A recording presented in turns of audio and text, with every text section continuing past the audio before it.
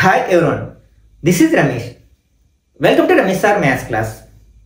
సాధారణంగా విద్యార్థుల్ని 3 గ్రూపులుగా డివైడ్ చేస్తూ ఉంటారు. వాళ్ళు టాపర్స్ అని ఒక గ్రూప్ గాను, యావరేజ్ స్టూడెంట్స్ అని, అలాగే డల్లర్స్ అని. ఈ డల్లర్స్ నే సిడి గ్రేడ్ స్టూడెంట్స్ గా పిలుస్తూ ఉంటారు. నిజం చెప్పాలంటే పుట్టేటప్పుడు అందరూ కూడా సమానమైన తెలివితేటలతో పుడతారు.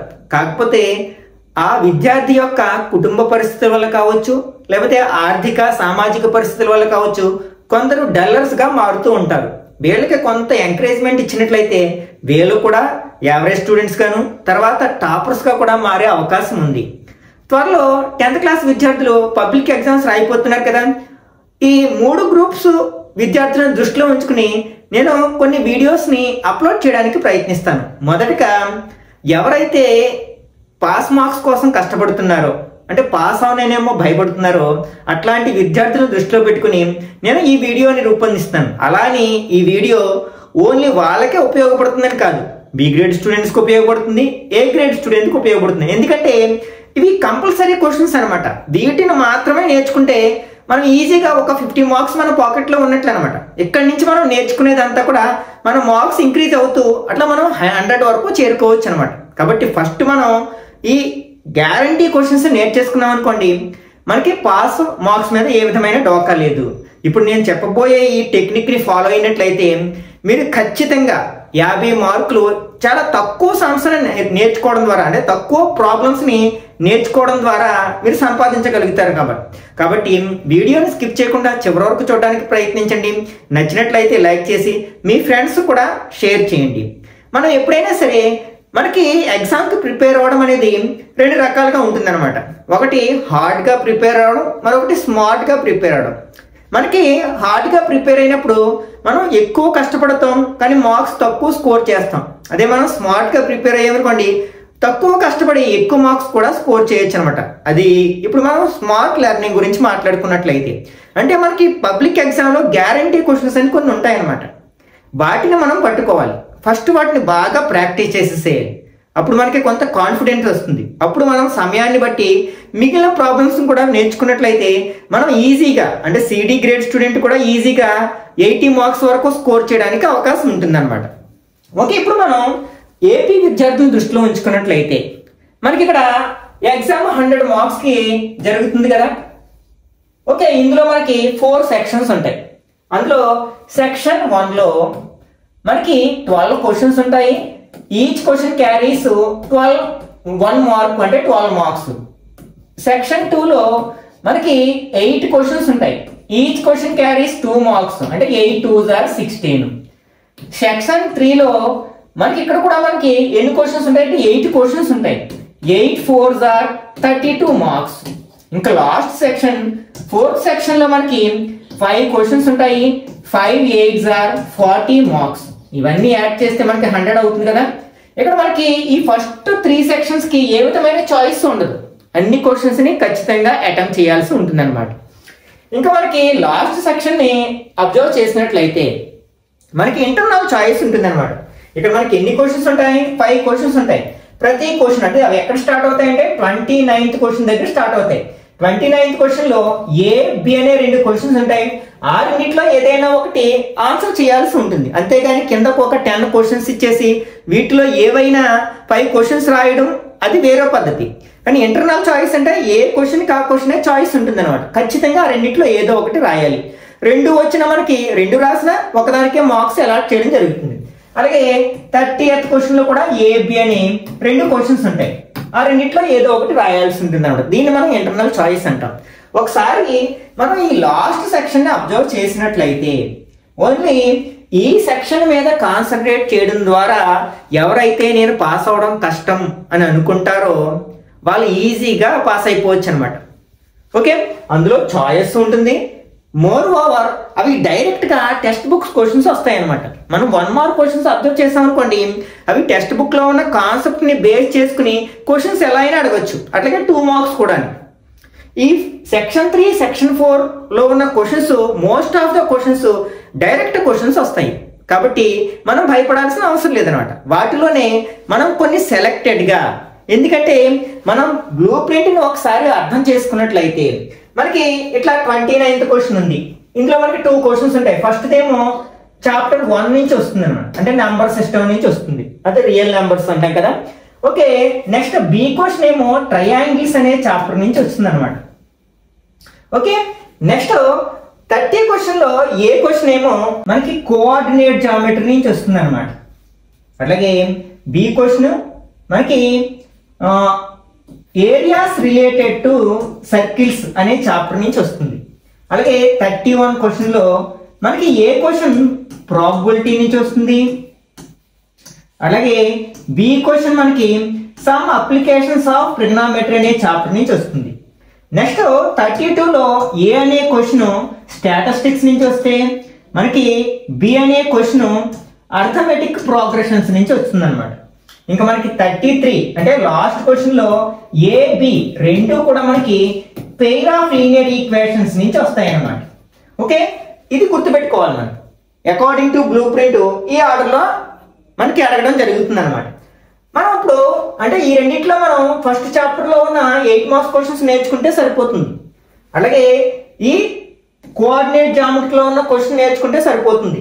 అలాగే ప్రాబబిలిటీలో ఉన్న క్వశ్చన్స్ నేర్చుకుంటే మనకి సరిపోతుంది. అట్లాగే స్టాటిస్టిక్స్ లో ఉన్న క్వశ్చన్స్ ని అంటే లాంగ్ ఆన్సర్ టైప్ క్వశ్చన్స్ నేర్చుకుంటే సరిపోతుంది. ఇక్కడ మనం ఎన్ని చాప్టర్స్ నేర్చుకుంటున్నాం? 5 చాప్టర్స్ నేర్చుకుంటున్నాం. అయితే నేను ఆ 5 చాప్టర్స్ కూడా అవసరం లేదనమాట. ఎవరైతే నాకు పాస్ మార్క్స్ వస్తే చాలు, కనీసం ఒక 40 to 50 మార్క్స్ వస్తే చాలు అని అన్నవాళ్ళు ఒక 3 to 4 చాప్టర్స్ లో కొన్ని ఇంపార్టెంట్ టాపిక్స్ నేర్చుకుంటే సరిపోతుంది అనమాట. అదేంటనేది ఇప్పుడు చూద్దాం ఒకసారి.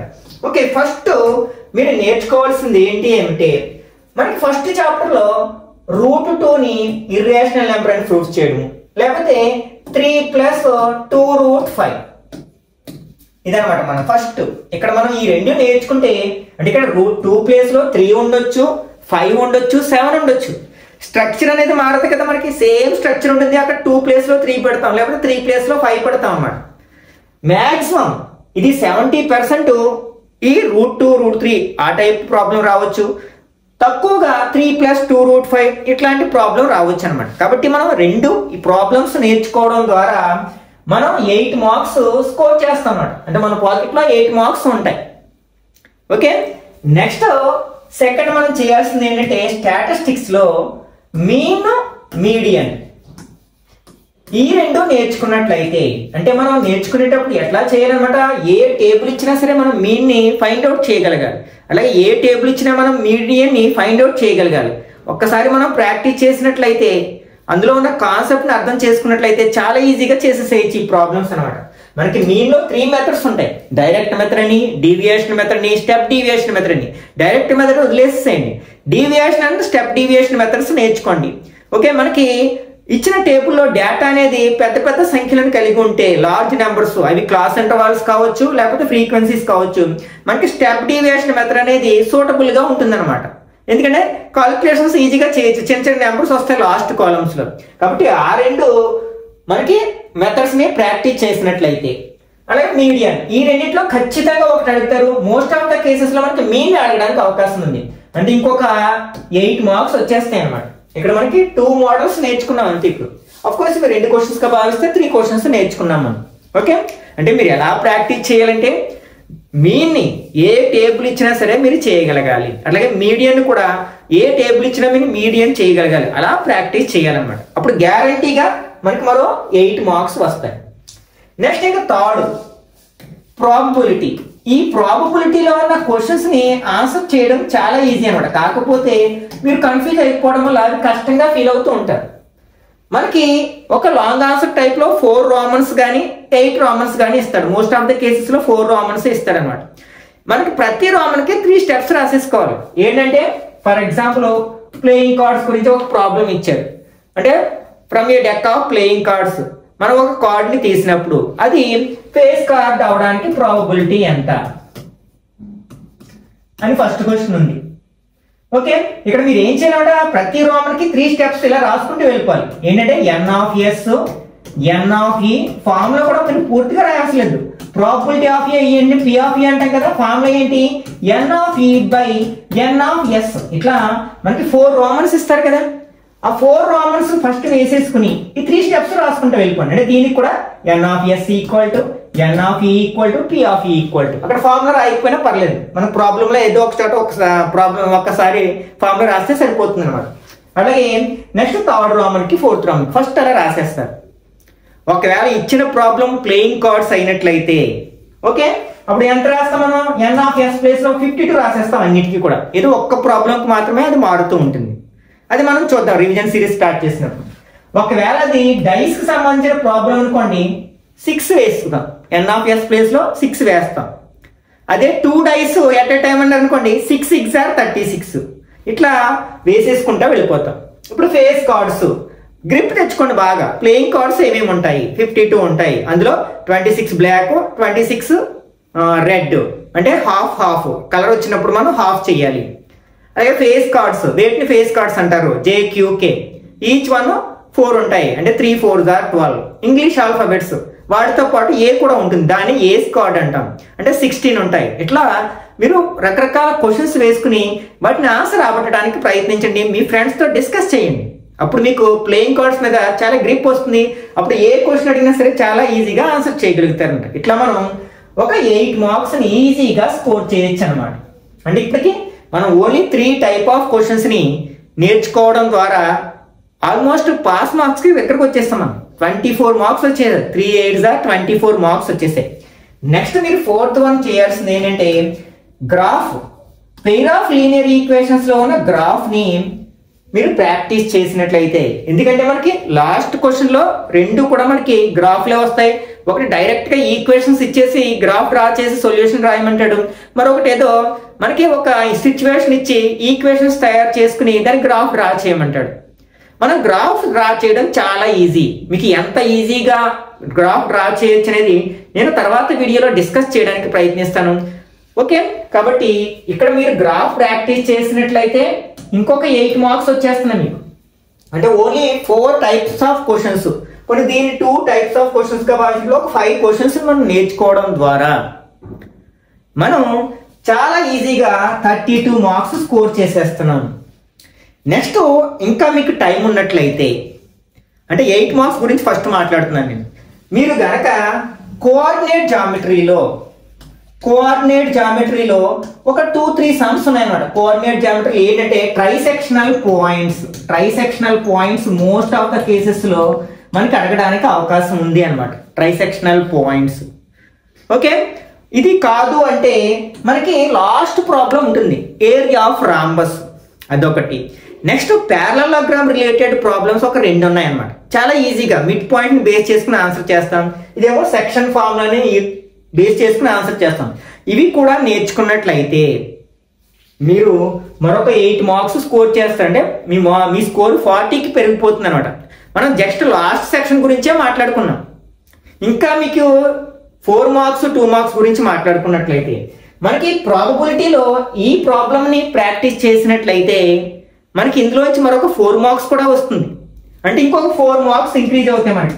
సేమ్ ఒకే ఫార్ములా కదా, ఇవే స్టెప్స్ వస్తాయి ఏ ప్రాబ్లం అడిగినా. ఇంకొక 1 మార్క్ క్వశ్చన్స్ అడగడానికి ఉపయోగపడే ఫార్ములా ఏంటంటే P of E bar is equal to 1 minus P of E. దీన్ని బేస్ చేసుకుని కూడా మనకి క్వశ్చన్ అడగొచ్చు, 1 మార్క్ క్వశ్చన్ అడగొచ్చు. ఒక 3-4 బిట్స్ ఉన్నాయి వీటితో పాటు. అంటే what is the probability of sure event, what is the probability of next impossible event, లేకపోతే what is the sum of the probabilities of all elementary events. ఇట్లాంటి చిన్న చిన్న క్వశ్చన్స్ మనం అన్ని తర్వాత వీడియోస్ లో డిస్కస్ చేద్దాం. అది కూడా మనం ఆన్సర్ చేయగలిగితే ఇంకొక మార్క్ వస్తుంది అనమాట. అంటే ఇది మనకి ఎక్కువ మార్క్స్ స్కోర్ చేయగలిగే చాప్టర్ ఏదైనా ఉందంటే అది ప్రాబబిలిటీ. పైగా అందులో మనకి ఒకే ఒక కాన్సెప్ట్, ఒకే ఒక ఫార్ములాని బేస్ చేసుకుని 30 మార్క్స్ ఈజీగా స్కోర్ చేయగలుగుతాము. అలాగే మనకి సెకండ్ చాప్టర్ మనకి పాలినామియల్స్ ఉంది కదా, మనకి అందులో మనకి గ్రాఫ్ రిలేటెడ్ ప్రాబ్లం అడుగుతారు. Maximum 90% graph related problem. ఇట్లా ఒక గ్రాఫ్ ఇచ్చేస్తారు మనకి, కింద ఒక 4 క్వశ్చన్స్ ఇస్తారనమాట. అవి మనం ఆ గ్రాఫ్ ని రీడ్ చేయడం ద్వారా ఆ 4 క్వశ్చన్స్ కి ఆన్సర్ చేయొచ్చు. ఈ గ్రాఫ్ దేన్ని రిప్రజెంట్ చేస్తుంది అంటే ఒక పెరాబోలాని రిప్రజెంట్ చేస్తుంది, లేకపోతే అదే క్వాడ్రాటిక్ పాలినామియల్ ని రిప్రజెంట్ చేస్తుంది. ఆ షేప్ ని ఏమని పిలుస్తామంటే పరాబోలా అని పిలుస్తాం. అది దేన్ని రిప్రజెంట్ చేస్తుందంటే క్వాడ్రాటిక్ ఈక్వేషన్ యొక్క పాలినామియల్ యొక్క గ్రాఫ్ ని రిప్రజెంట్ చేస్తుంది. దీనికి ఎన్ని జీరోస్ ఉంటాయి అంటే ఎక్స్ యాక్సిస్ ని 2 ప్లేసెస్ లో టచ్ చేసింది కదా, కాబట్టి 2 జీరోస్ ఉంటాయి. ఆ జీరోస్ ఏమిటి అంటే ఏ నెంబర్స్ దగ్గర టచ్ చేసిందో చూస్తాం, అవి రాసేస్తాం కామా పెట్టి. ఇక్కడ -1 ఫర్ ఎగ్జాంపుల్ 3 అంటే -1, 3 అని రాసేస్తాం. తర్వాత what is the sum of the zeros అంటాం, ఈ రెండు యాడ్ చేస్తాం. ఒకటి మైనస్ ఒకటి ప్లస్ ఉంటే తీసేస్తాం కాబట్టి 3 - 1 2 వస్తుంది. ప్రోడక్ట్ ఆఫ్ ద జీరోస్ ఎంత అంటే రెండు మల్టిప్లై చేస్తాం, -1 × 3 -3 అవుతుంది. ఇట్లాంటి క్వశ్చన్స్ అడగడానికి అవకాశం ఉంది అనమాట. అంటే ఇక్కడ మనకి ఇంకొక 4 మార్క్స్ స్కోర్ చేయగలుగుతాం సెకండ్ చాప్టర్ నుంచి అనమాట. ఎందుకంటే అందులో మనకి లాంగ్ ఆన్సర్ క్వశ్చన్స్ అడగడానికి అవకాశం లేదు. అట్లాగే మనకి రిప్రజెంటేషన్ అని అకాడమిక్ స్టాండర్డ్స్ ఉంటాయి మనకి, ప్రాబ్లమ్ సాల్వింగ్ అని, రిప్రజెంటేషన్ అని, అట్లాగే ఇట్లాంటివి అనమాట, కనెక్షన్స్ అని, ఇట్లాంటి అకాడమిక్ స్టాండర్డ్స్ ని బేస్ చేసుకుని మనకి పేపర్ ని తయారు చేస్తారు. కాబట్టి మనకి ఇది రిప్రజెంటేషన్ కింద వస్తుంది అనమాట. అంటే ఈ డయాగ్రామ్స్, గ్రాఫ్స్ ఇవన్నీ కూడా రిప్రజెంటేషన్ లో భాగంగా అడగడం జరుగుతుంది అనమాట. కాబట్టి మనకి 1 మార్క్ లో ఒకటి అడుగుతారు అలాంటిది, అలాగే 2 మార్క్స్ లో ఒకటి అడుగుతారు, 4 మార్క్స్ లో ఒకటి అడుగుతారు, 8 మార్క్స్ లో మనకి గ్రాఫ్ ఎలాగూ ఉందన్నమాట. అవి మనం టెక్స్ట్ చిన్న చిన్న డయాగ్రామ్స్ డ్రా చేయడం ద్వారా కావచ్చు, లేకపోతే ఈ డయాగ్రామ్ ని మనం ఇంటర్ప్రిటేషన్ చేయడం ద్వారా, వ్యాఖ్యానించడం ద్వారా చూసి ఆన్సర్స్ రాసేసేయచ్చు అనమాట. అట్లాగే మనకి స్టాటిస్టిక్స్ లో మనకి 4 మార్క్స్ క్వశ్చన్ రావడానికి అవకాశం ఉందన్నమాట. అదేంటంటే అందులో మనకి షార్ట్ ఆన్సర్ క్వశ్చన్స్ ఏమి ఉండవు కదా, డైరెక్ట్ మీడియన్, మీను, అట్లా 3 ఫార్ములాస్, ఆ ఫార్ములాస్ రాసి అందులో ఉన్న లెటర్స్ ని ఎక్స్ప్లెయిన్ చేయమంటారు. అవి నేర్చేసుకోండి. ఓకే, అక్కడ మనకి ఇంకొక 4 మార్క్స్ వస్తాయి మనకి. ఓకే, ఖచ్చితంగా అంటే మనం స్టాటిస్టిక్స్ లో మీను, మీడియన్ ఫైండ్ అవుట్ చేయడం నేర్చుకుంటే 8 మార్క్స్, అలాగే ఫార్ములాస్ నేర్చుకుని అందులో ఉన్న లెటర్స్ ని ఎక్స్ప్లెయిన్ చేయగలిగితే మనకి ఇంకొక 4 మార్క్స్ వస్తాయి. ఓకే, అక్కడ నుంచి మనం 12 మార్క్స్ తెచ్చుకోవచ్చు ఓన్లీ స్టాటిస్టిక్స్ అనే చాప్టర్ నుంచి. అంటే ఓన్లీ లాస్ట్ 2 చాప్టర్స్ నేర్చుకోవడం ద్వారా, ఇది స్టాటిస్టిక్స్ అండ్ ప్రాబబిలిటీ అనే 2 చాప్టర్స్ నేర్చుకోవడం ద్వారా మనం 25 మార్క్స్ అంటే 25% మార్క్స్ స్కోర్ చేస్తామన్నమాట. మనకు ఉన్న ఎన్ని 14 చాప్టర్స్, కానీ అందులో మనం 2 చాప్టర్స్ నేర్చుకుంటున్నాం. అంటే చాలా తక్కువ నేర్చుకుంటున్నాం కదా, బిలో 20% నేర్చుకుంటున్నాం. ఓకే, కాబట్టి ఇవి నేర్చుకోండి ఫస్ట్. ఇవి నేర్చుకుంటే చూడండి ఇప్పటికే మనం చాలా మార్క్స్ స్కోర్ చేసేసాం. ఓకే, ఇక్కడికి 32 మార్క్స్ అయ్యాయి. అట్లాగే మనం ఈ కోఆర్డినేట్ జామెట్రీ కూడా మీరు ఆన్సర్ చేయగలిగితే ఇంకొక 8 మార్క్స్ అంటే 40 మార్క్స్ వస్తాయి. ఇక్కడ చూడండి 4 + 4 + 4 ఈ ఒక 12 మార్క్స్. అలాగే ఇంకా మనం 1 మార్క్స్ 2 మార్క్స్ వీటిని బేస్ చేసుకుని, అంటే ఇక్కడ మనం వీటిని ప్రాక్టీస్ చేసినప్పుడు కొన్ని కాన్సెప్ట్స్ నేర్చుకుంటాం కదా, ఆ కాన్సెప్ట్స్ నేర్చుకుని 1 మార్క్ 2 మార్క్ క్వశ్చన్స్ ఆన్సర్ చేయొచ్చు కదా. అట్లాగే మనకి for example surface areas and volumes నుంచి ఏదైనా డయాగ్రామ్ డ్రా చేయమనొచ్చు. అంటే ఒక హెమిస్పియర్ మీద ఒక కోన్ ఉండేటట్లు డ్రా చేయమనొచ్చు, లేకపోతే ఒక సిలిండర్ మీద ఒక కోన్ ఉండేటట్లు డ్రా చేయమనొచ్చు, ఒక హెమిస్పియర్ ఉండేటట్లు డ్రా చేయమనొచ్చు అనమాట. అలాగే సమ్ అప్లికేషన్స్ ఆఫ్ ట్రిగ్నోమెట్రీ నుంచి కూడా మనకి ఇట్లా డయాగ్రామ్ సంబంధించిన క్వశ్చన్ అడగడానికి అవకాశం ఉందన్నమాట. ఏం లేదు, సింపుల్ గా మనం ఒక డయాగ్రామ్ వేసేస్తాం, ఇట్లా డయాగ్రామ్ ఒక ట్రయాంగిల్ వేసేస్తాం. ఓకే, దీనికి ఏదో ఒక పేరు పెట్టేస్తాం, వాడు ఇచ్చిన డేటా దేనికైనా ఇలాగ వస్తుంది కదా. యాంగిల్ ఆఫ్ డిప్రెషన్ అంటే ఇక్కడ వేస్తాం, యాంగిల్ ఆఫ్ ఎలివేషన్ అంటే ఇక్కడ వేస్తాం, అయిపోతుంది అంతే కదా. వాడు ఇచ్చిన హైట్ లో అవి రాసేస్తాం అంతే. అక్కడికి మనకి 2 మార్క్స్ వచ్చేస్తాయి, ఇంకొక 2 మార్క్స్ అనమాట. ఇట్లా మనం కొంచెం కొంచెంగా ఇప్పుడు నేను చెప్పిన ఆర్డర్లో మీరు ప్రాక్టీస్ చేసుకుంటూ వెళ్ళినట్లయితే మీరు 50 కాదు 60 కూడా చాలా ఈజీగా స్కోర్ చేయొచ్చు. ఎవరి గురించి చెప్తున్నానంటే ఎవరైతే నేను మ్యాథ్స్లో పాస్ అవ్వలేమేమో, ఫెయిల్ అయిపోతానేమో అని భయపడుతున్నారో వాళ్ళని దృష్టిలో పెట్టుకుని చెప్తున్నాను. ఇంకా మనకి మోర్ దెన్ 30 డేస్ ఉంది కాబట్టి ఒక్కసారి మీరు ఇవి ప్రాక్టీస్ చేసి చూడండి. నేను చెప్పిన ఆర్డర్లో ఫస్ట్ ఏంటి, √2 or 3 + 2√5. Most of the cases లో ఇదే వస్తుంది. స్ట్రక్చర్ అవసరమైతే మీకు అర్థం కాకపోతే ఆ స్ట్రక్చర్ ని బట్టి పట్టేసేయండి, అందులో నెంబర్స్ ని మార్చి ప్రాక్టీస్ చేయండి. ఓకే, ఆ నెంబర్ 2 ప్లేస్ లో 3 వస్తుందంటే ఎక్కడ ఒక స్క్వేర్ చేసినప్పుడు 2 ఉంటే 4 వస్తుంది, 3 ఉంటే 9 వస్తుంది, 5 ఉంటే 25 వస్తుంది. ఓకే, అలాగే మీను మీడియన్ ప్రాక్టీస్ చేయండి. ప్రాబబిలిటీలో ఈ స్ట్రక్చర్ ని మీరు బాగా ప్రాక్టీస్ చేసి ఇట్లా నెంబర్స్ ని అంటే ప్లేయింగ్ కార్డ్స్ కి సంబంధించిన ఆ క్వశ్చన్స్ ని ఆన్సర్ చేయగలగడం నేర్చుకోండి. అట్లాగే మనకి గ్రాఫ్ ని ఎలా ఈజీగా డ్రా చేయొచ్చు అనేది నేను చెప్పడానికి ప్రయత్నిస్తాను. అలాగే కోఆర్డినేట్ జామెట్రీలో డిస్టెన్స్ ని బేస్ చేసుకుని 4 వెర్టిసెస్ ఇచ్చి ఇది ఒక స్క్వేర్ యొక్క వెర్టిసెస్ అని, లేకపోతే పారలలోగ్రామ్ యొక్క వెర్టిసెస్ అని, లేకపోతే మనకి రెక్టాంగిల్ యొక్క వెర్టిసెస్ అని ఇట్లా మనం అడగొచ్చు అనమాట. కాబట్టి మనం ఇలా నేర్చుకుంటే మీరు ఖచ్చితంగా 100% అనమాట 50+ స్కోర్ ఈజీగా చేసేసేయచ్చు ఓన్లీ ఇవి నేర్చుకోవడం ద్వారానే. నేను చాలా తక్కువ చెప్పాను. ఇక్కడ మనకి ఒక 5 ప్రాబ్లమ్స్ చెప్పాను, అక్కడ 5 8 ఆర్ 40 వచ్చేస్తున్నాయి. ఇప్పుడు ఒకటి ఏదైనా మిస్ అయింది అనుకోండి, మనకి 30 మార్క్స్ వచ్చేస్తాయి. మనకి అక్కడ 30 మార్క్స్ వచ్చేస్తాయి. నెక్స్ట్ 4 మార్క్స్, మనం 4 మార్క్స్ కూడా మనం స్కోర్ చేయగలుగుతాం కదా. ఇప్పుడు నేర్చుకున్న కాన్సెప్ట్ని బేస్ చేసుకుని ఏంటి మనకి పాలినామియల్స్లో గ్రాఫ్ని ఇంటర్ప్రిటేట్ చేయడం, అలాగే నెక్స్ట్ ప్రాబిలిటీలో 4 మార్క్స్ ఆన్సర్ చేయడం, అలాగే స్టాటిస్టిక్స్లో ఫార్ములాస్ ముఖ్యంగా మోడ్ మీడియాన్ని అడగడానికి ఛాన్సెస్ ఉన్నాయి ఎక్కువగా. మీన్ అడిగితే అది కూడా నేర్చేసుకుంటాం మనం. ఓకే, ఫార్ములా కరెక్ట్గా రాసి ఎక్స్ప్లెయిన్ చేయగలిగితే ఈజీగా 4 మార్క్స్ వచ్చేస్తాయి. అలాగే మనకి ఇంకా 1 మార్క్ 2 మార్క్స్ కూడా, అందులో మనకి మల్టిపుల్ చాయిస్ క్వశ్చన్స్ కొన్ని ఉంటాయి. మనం ఏబిసిడీలు పెడితే ఏదో ఒకటి కరెక్ట్ అయిపోతుంది కదా. కాబట్టి మీరు ఫస్ట్ కాన్ఫిడెన్స్ తెచ్చుకోండి. కావాలంటే ఇలా ప్రిపేర్ అయ్యి మీరు త్వరలో జరగబోయే ప్రీ పబ్లిక్ ఎగ్జామ్ని అటెంప్ట్ చేసి చూడండి. అప్పుడు మీకు నేను చెప్పిన మార్క్స్ రాకపోతే అప్పుడు నేను కింద కామెంట్ చేయండి, వీడియో కింద కామెంట్ చేయండి. ఓకే, నెక్స్ట్ వీడియోలో అంటే ఇది మిగిలిన వాళ్ళు కూడా అంటే B grade, C grade, A grade వాళ్ళు కూడా ఫస్ట్ ఇవి నేర్చేసుకుని 100% వీటిలో ఏ విధమైన డౌట్ లేదు. ఇప్పుడు నేను చెప్పిన వాటిలో ఏది అడిగినా నేను ఆన్సర్ చేయగలుగుతాను అనుకోండి, అంటే మీకు 50 to 60 మార్క్స్ వచ్చేసినట్టే. తర్వాత మీ టైంని బట్టి ఇంక్రీజ్ చేసుకుంటూ వెళ్ళొచ్చు అనమాట. తర్వాత నేను అవి ప్రతి చాప్టర్ నుంచి కొన్ని ఇంపార్టెంట్ క్వశ్చన్స్ని నేను మీకు ఎక్స్ప్లెయిన్ చేయడానికి ప్రయత్నిస్తాను. అది ఫాలో అయినట్లయితే మీరు ఈజీగా మీ స్కోర్ని 100 వరకు పెంచుకోవచ్చు అనమాట. ఓకే, ఈ వీడియో మీకు నచ్చిందని నేను భావిస్తున్నాను. నచ్చినట్లయితే లైక్ చేయండి, అలాగే మీ ఫ్రెండ్స్ కూడా షేర్ చేయండి. ఇట్లాంటి మరిన్ని వీడియోస్ కోసం ఛానల్ సబ్స్క్రైబ్ చేసుకుని రెగ్యులర్గా ఫాలో అవ్వండి.